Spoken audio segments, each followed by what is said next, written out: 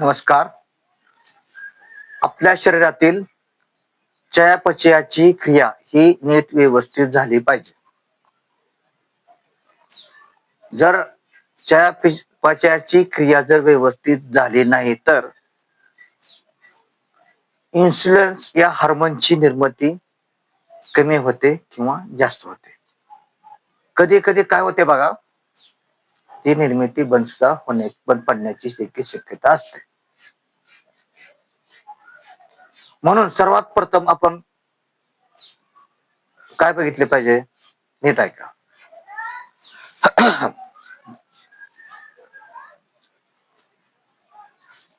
आपला वेग जर मंदावला असेल, चयापचयाचा जर वेग मंदावला असेल तर तो आपण वाढवला पाहिजे.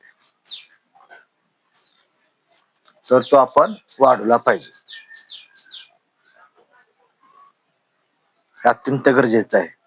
मग त्यासाठी आपण काय करायचं, पाणी भरपूर पित चला. पाणी भरपूर पिलं पाहिजे.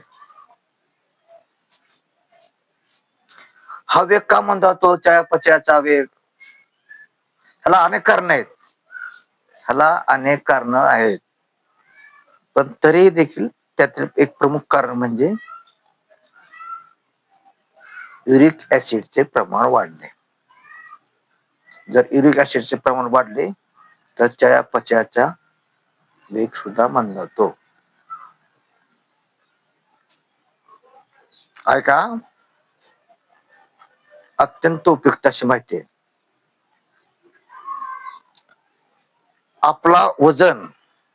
आपले वजन आणि लठ्ठपणा हे आटोक्यात ठेवा. हे जर आटोक्यात ठेवले नाही ना तर इन्सुलिनची निर्मिती हळूहळू बंद पडण्याची शक्यता असते. त्याला इन्सुलिन हे हार्मोन्स तयार होण्याला अडथळा येतो. दुसरी गोष्ट सांगायचं झालं तर तुम्ही रोज एक तास बरोबर चाला. फिरायला गेल्यासारखे चालू नका किंवा बगीच्यामध्ये फिरत चालला असे चालू नका. बरोबर चाला,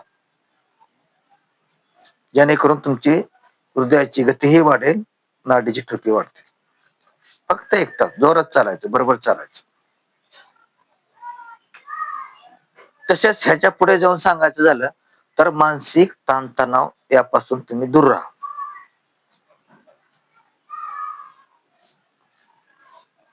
अनुवंशिकता हे देखील मधुमेह होण्याचे कारण आहे.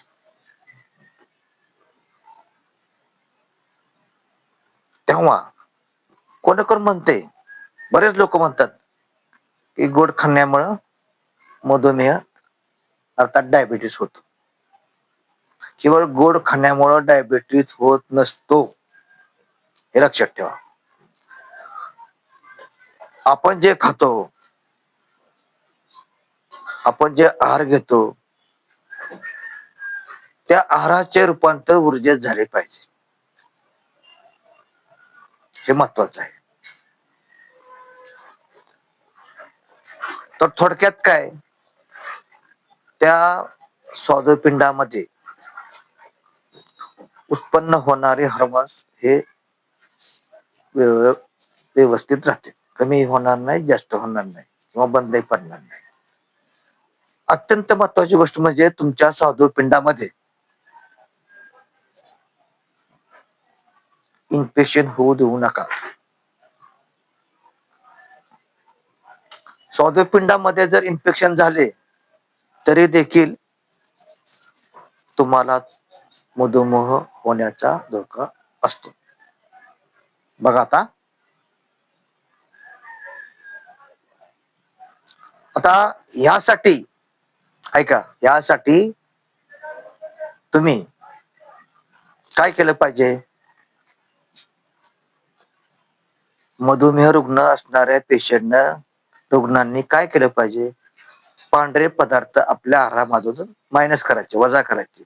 आहारात त्यांचा वापर कमीत कमी किंवा बंद केला तरी चालेल.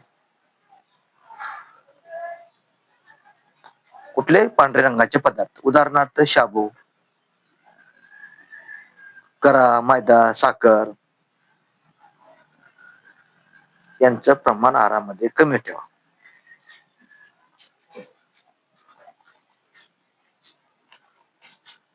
काही जरी खाल्लं ना तर ते पचवायची ताकद तुमच्या शरीरामध्ये असली पाहिजे.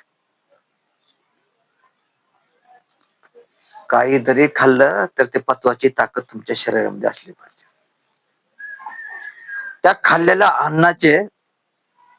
त्या अन्नाचे ऊर्जेत रूपांतर झाले पाहिजे. आपल्या शरीराला ऊर्जा मिळते त्याच्यापासून, आपल्या आहारापासून. आणि मग त्याचे ऊर्जेत रूपांतर झाल्यानंतर मात्र आपल्या शरीरामध्ये साखर ही साठून राहत नाही. तेव्हा मधुमेह रुग्णांनी ही काळजी घेणं अत्यंत आवश्यक आहे. ज्यांना कोणाला मधुमेह नावाचा आजार असेल, अशी व्यक्ती भेटल्यास, रुग्ण आढळल्यास, त्यांना हा व्हिडिओ जरूर शेअर करा, जेणेकरून हा व्हिडिओ त्यांच्या उपयोगात येईल. शेअर करा. आपल्या हातून कुणाचं तरी एकाचं भलं झालं पाहिजे, कारण ह्याच्यापासून आपल्याला मानसिक समाधान मिळतं. आणि हे समाधान आपण कुठल्याही कितीही पैसे देऊन खरेदी करू शकत नाही. तेव्हा हा व्हिडिओ जास्तीत जास्त लोकांपर्यंत शेअर करा. आज आपण मधुमेह का होतो याच्याविषयी माहिती घेतलेली आहे, आणि नक्कीच तुम्हाला आवडले असेल. तेव्हा हा व्हिडिओ शेअर करा. पुढील व्हिडिओमध्ये मी एक नवीन विषय आपल्यासाठी खास घेऊन येत आहे. तेव्हा पुढील व्हिडिओ पाहण्यासाठी जर सबस्क्राईब केले असेल तर सबस्क्राईब करा. ह्या निमित्ताने तुम्हाला एवढे सांगू इच्छितो. हा व्हिडिओ कसा वाटला याचा अभिप्राय कळवा, लाईक करा.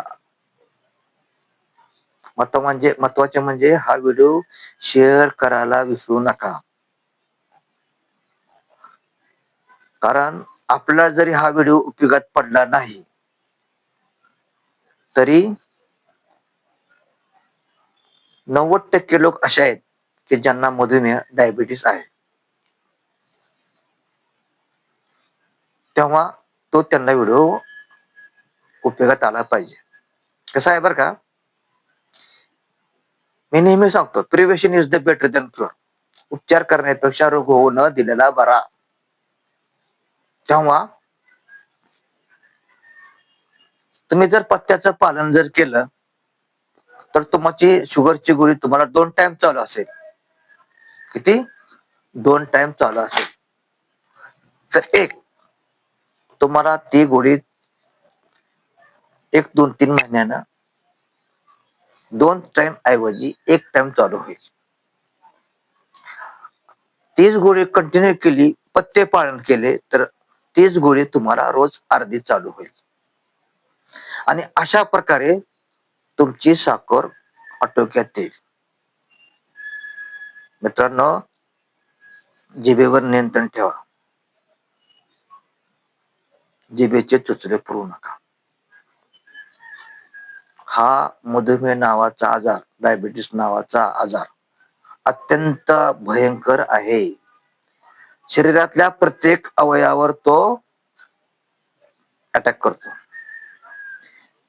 ह्या आजारामुळे हार्ट, किडनी, लिव्हर, डोळे असे काही महत्वाचे जे आपल्या शरीरातील पार्ट आहेत, अवयव आहेत, त्यांना देखील इजा होण्याची शक्यता असते. म्हणून साखर शक्यतो कंट्रोल मध्ये ठेवा. महिन्याला शुगर तपासत जावा, गोळ्या वेळेवर घ्या, आणि मी आता सांगितल्याप्रमाणे पथ्याचं पालन करा. पुढील भागात मी आपल्याला साखर कंट्रोल मध्ये कशी करायची, याच्यावर घरगुती इलाज काय, हे मी आवर्जून सांगणार आहे. तेव्हा इथंच रजा घेतो. धन्यवाद.